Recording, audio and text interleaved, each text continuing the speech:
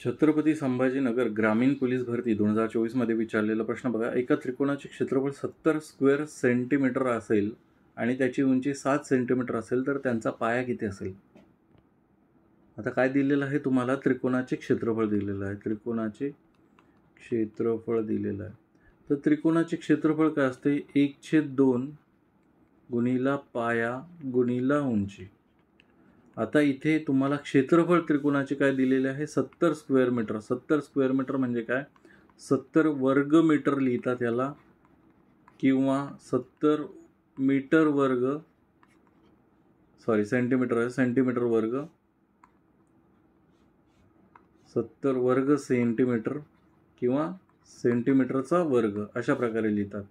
तर पाया किती आहे? हा 70 सेंटीमीटर वर्ग आहे आणि पाया 1/2 तुम्हाला काय काढायचं आहे? पाया काढायचा आहे. उंची दिलेली आहे 7 आणि पाया काढायचा आहे.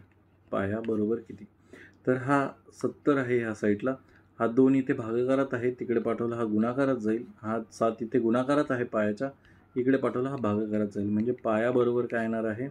7 1 7, 7 10 70, 2 गुणिला 10 म्हणजेच किती? 20 सेंटीमीटर एवढा काय येणार आहे त्याचा पाया येणार आहे. म्हणजे ऑप्शन क्रमांक 1 हे काय असेल? तुमचं उत्तर असेल.